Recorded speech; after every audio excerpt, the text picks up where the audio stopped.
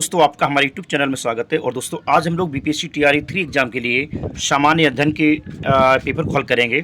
और दोस्तों ये विगत वर्षों की परीक्षाओं में बार बार ये प्रश्न पूछे जा रहे हैं। तो दोस्तों अगर आप हमारे चैनल पर पहली बार आए तो प्लीज़ आप इसको सब्सक्राइब कर लीजिए, जिससे आगे की वीडियो आपको मिलते रहें। देखते हैं दोस्तों पहला प्रश्न दोस्तों है, फलों के मीठे स्वाद का कारण क्या है।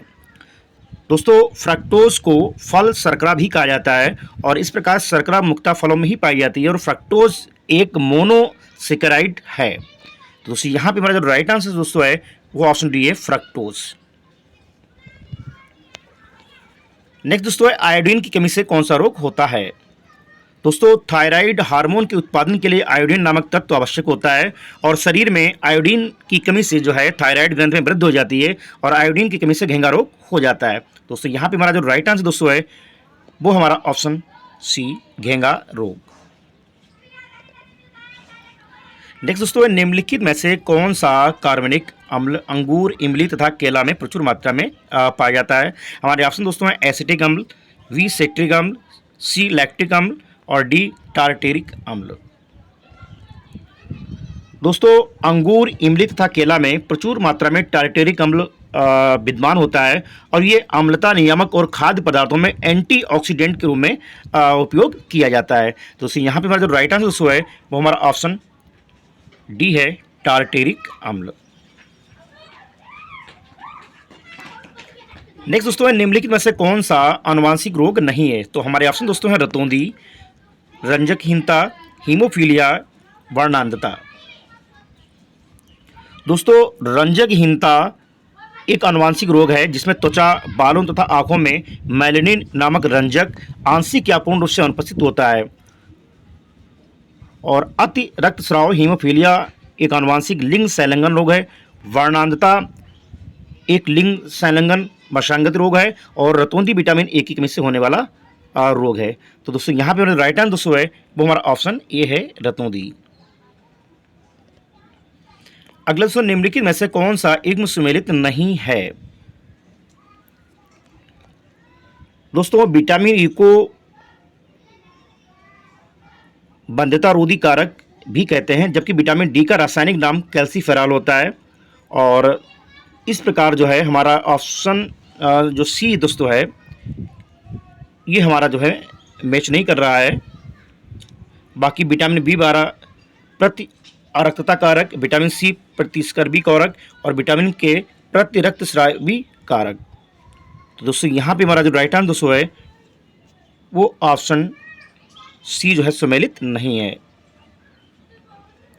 अगला दोस्तों, जैव विविधता के ह्रास का मुख्य कारण क्या है। दोस्तों जैव विविधता के ह्रास का मुख्य कारण प्राकृतिक आवासीय विनाश है और प्राकृतिक संसाधनों के दोहन तथा औद्योगिक उत्पादन एवं नगरीकरण को बढ़ावा देने के उद्देश्य से प्राकृतिक वास का विनाश किया जा रहा है, जो जैव विविधता के ह्रास के लिए सर्वाधिक महत्वपूर्ण कारक है। अगला दोस्तों, जिस रूप में नाइट्रोजन हम प्राप्त करते हैं वह है। तो दोस्तों यहाँ पे हमारा जो राइट आंसर दोस्तों है वो ऑप्शन बी, नाइट्रेट।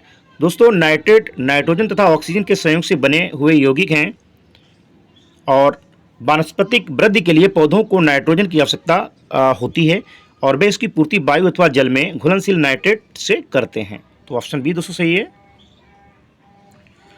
अगला दोस्तों, लंदन में आयोजित निम्नलिखित गोलमेज सम्मेलनों में किसमें महात्मा गांधी उपस्थित थे।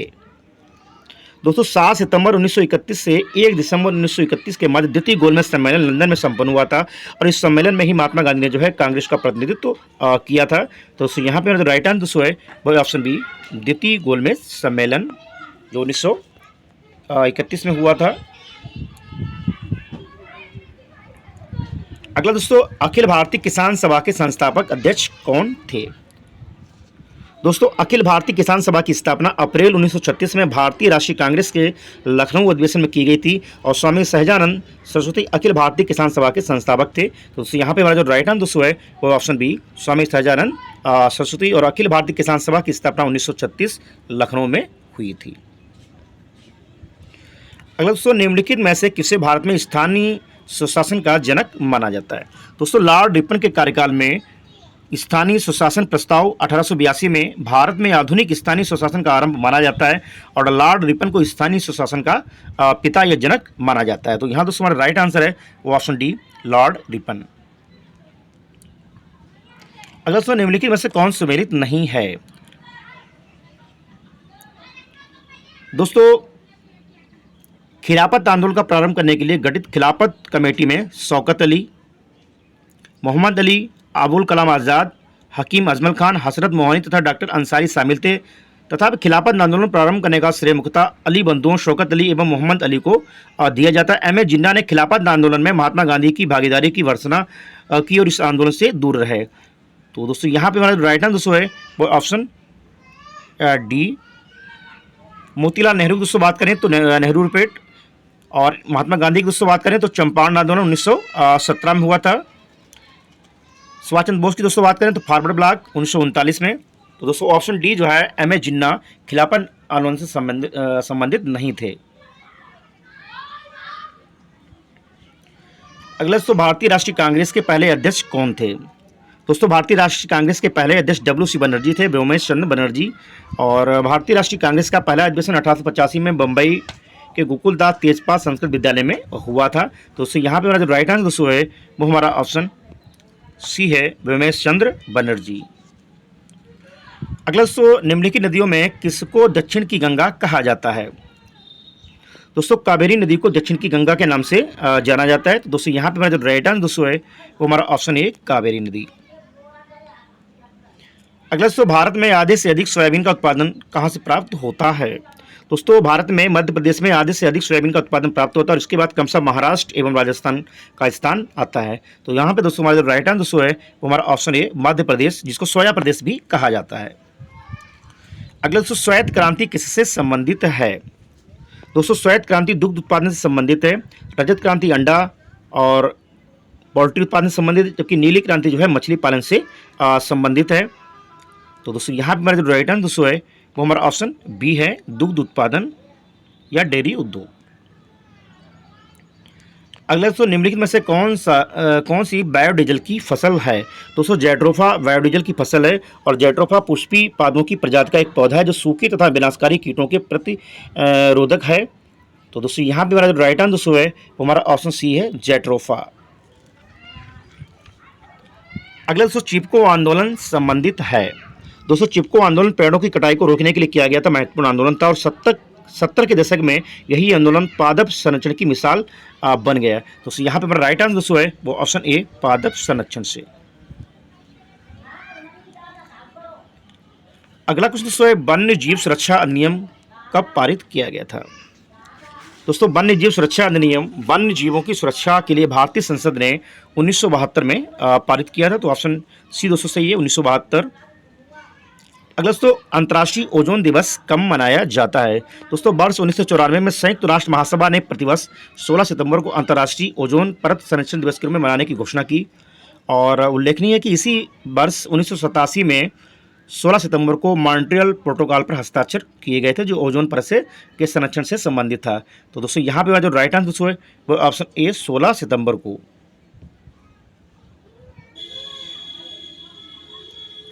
अगला दोस्तों है निम्नलिखित ऊर्जा स्रोतों में कौन सा पर्यावरण को स्वच्छ रखने के लिए सर्वोत्तम है? दोस्तों सौर बैटरी या सौर सेल फोटोवोल्टाइक प्रभाव के द्वारा सूर्य या प्रकाश के किसी अन्य स्रोत से ऊर्जा प्राप्त करता है। तो दोस्तों यहाँ बात करें विकल्पों में तो यहाँ पर ऊर्जा का सर्वोत्तम पर्यावरण अनुकूलन स्रोत पेट्रोलियम उत्पाद, वन उत्पाद एवं नाभिकीय विखंडन से प्राप्त ऊर्जा से कुछ न कुछ मात्रा में पर्यावरण का निम्नीकरण अवश्य होता है। तो यहाँ दोस्तों जो राइट आंसर दोस्तों है वो ऑप्शन डी है, सौर सेल। अगला दोस्तों निम्नलिखित में से कहाँ सदाबहार वन पाए जाते हैं?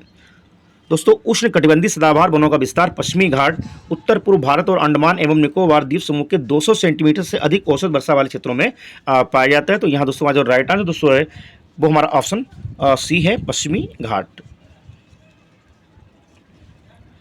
अगला दोस्तों है पर्यावरण में ग्रीन हाउस प्रभाव में वृद्धि होती है। दोस्तों ग्रीन हाउस गैसें वायुमंडल में उपस्थित वह गैसें हैं जो तापीय अवरक्त विकिरण की रेंज के अंतर्गत विकिरणों का अवशोषण एवं उत्सर्जन करती हैं। और पृथ्वी के वायुमंडल में पाई जाने वाली प्रमुख ग्रीन हाउस गैसों की अगर दोस्तों बात की जाए तो जलवाष्प, carbon dioxide, methane, nitrous oxide तथा क्लोरोफ्लोरो कार्बन है। तो यहाँ दोस्तों हमारा जो राइट आंसर दोस्तों है वो ऑप्शन बी है, कार्बन डाइऑक्साइड के कारण। अगला दोस्तों, भारतीय संविधान की किस अनुसूची में राज्यों एवं संघ राज्यों का उल्लेख है? दोस्तों भारतीय संविधान की प्रथम अनुसूची में राज्यों एवं संघ राज्यों का उल्लेख है और भारतीय संविधान में कुल 12 अनुसूचियां हैं, जबकि मूल संविधान में 8 अनुसूचियां थीं। तो दोस्तों यहाँ पे राइट आंसर हमारा है ऑप्शन सी है, प्रथम अनुसूची में। अगला क्वेश्चन दोस्तों, भारतीय संविधान की 11वीं अनुसूची किससे संबंधित है? दोस्तों 73वें संविधान संशोधन 1992 यानी कि 24 अप्रैल 1993 से प्रभावी संविधान में भाग 9 एवं 11वीं अनुसूची जोड़कर पंचायती राज संस्थाओं को संवैधानिक स्तर प्रदान किया गया है। तो उससे यहाँ पे हमारा जो राइट आंसर दोस्तों है वो हमारा ऑप्शन ये है, पंचायती राज व्यवस्था से। भारतीय संविधान की 11वीं अनुसूची जो है पंचायती राज व्यवस्था से संबंधित है। अगला दोस्तों, सूचना का अधिकार के संबंध में निम्नलिखित में से कौन सा सही है? दोस्तों सूचना का अधिकार अधिनियम एक विधिक अधिकार है। सूचना के अधिकार अधिनियम 2005 के तहत नागरिकों को प्रदान किया गया है और सर्वोच्च न्यायालय ने सूचना के अधिकार को अनुच्छेद 19 के तहत शामिल किया है। तो यहाँ दोस्तों जो राइट आंसर वो दोस्तों है ऑप्शन वी, एक नैतिक अधिकार है।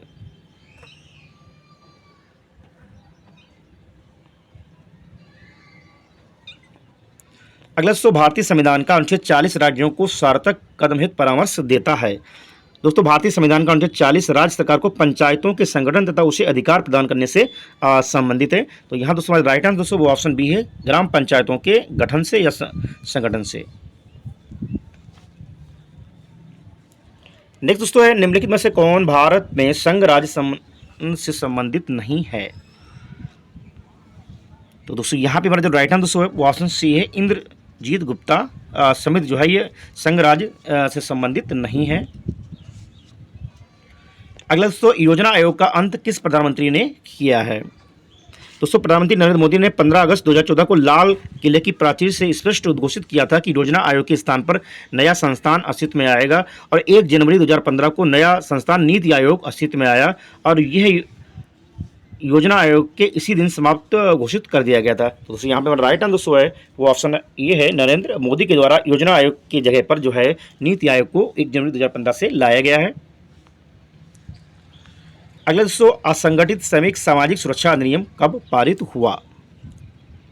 दोस्तों असंगठित क्षेत्र के कामगारों को सामाजिक सुरक्षा उपलब्ध कराने के उद्देश्य से केंद्र सरकार ने असंगठित श्रमिक सामाजिक सुरक्षा अधिनियम 2008 में पारित किया था। तो दोस्तों यहाँ पे राइट आंसर ऑप्शन सी 2008। अगला दोस्तों, निम्नलिखित में से कौन सा भारतीय अर्थव्यवस्था का प्रमुख लक्षण है? दोस्तों मिश्रित अर्थव्यवस्था वह अर्थव्यवस्था होती है जिसमें सार्वजनिक एवं निश्चित क्षेत्र दोनों की उपस्थिति पाई जाती है, दोनों का सहअस्तित्व होता है। और भारत की अर्थव्यवस्था भी दोस्तों जो है मिश्रित अर्थव्यवस्था है। तो दोस्तों यहाँ पे हमारा जो राइट आंसर दोस्तों है हमारा ऑप्शन सी है, मिश्रित अर्थव्यवस्था। अगला दोस्तों, जनगणना 2011 के अनुसार निम्नलिखित राज्यों में से किस राज्य में पुरुष और महिला की साक्षरता दर में अधिकतम अंतर है? तो दोस्तों यहाँ पे राइट आंसर दोस्तों वो ऑप्शन वी है, उत्तर प्रदेश। अगला दोस्तों, राष्ट्रीय मतदाता दिवस कब मनाया जाता है? दोस्तों राष्ट्रीय मतदाता दिवस नेशनल वोटर्स डे 25 जनवरी को मनाया जाता है और भारत निर्वाचन आयोग की स्थापना के उपलक्ष्य में और लोकतांत्रिक प्रक्रियाओं में मतदाताओं और युवाओं की भागीदारी बढ़ाने के लिए ये 25 जनवरी 2011 से शुरू किया गया है। तो उससे यहाँ पे हमारा जो राइट आंसर दोस्तों है वो हमारा ऑप्शन बी 25 जनवरी को। अगला क्वेश्चन है, कौन सूफी संत महबूब ये हिलाई कहलाता था? दोस्तों सूफी संत शेख निजामुद्दीन औलिया महबूब ये इलाई कहलाते थे और बाबा फरीद के शिष्य ख्वाजा निजामुद्दीन औलिया ने औलिया नामक एक स्वतंत्र संप्रदाय बनाया जिसका केंद्र बदायूं बना और प्रसिद्ध फारसी कवि अमीर खुसरो निजामुद्दीन औलिया के शिष्य थे। तो दोस्तों यहाँ पे हमारा जो राइट आंसर दोस्तों है वो हमारा ऑप्शन डी सही है, शेख निजामुद्दीन औलिया को जो है महबूब ए इलाई कहा जाता है।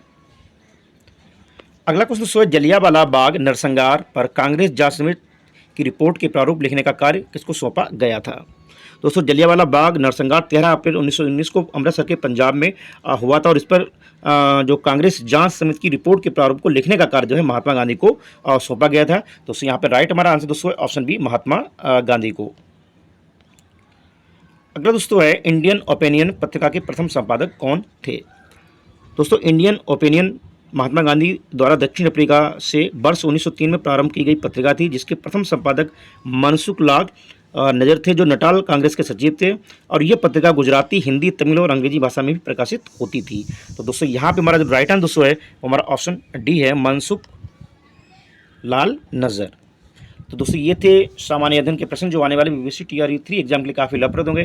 अगर दोस्तों आपको हमारा चैनल अच्छा लगा हो तो प्लीज़ वीडियो को लाइक कीजिए, शेयर कीजिए, चैनल को सब्सक्राइब कीजिए। मिलते हैं दोस्तों नेक्स्ट वीडियो में। Thank you.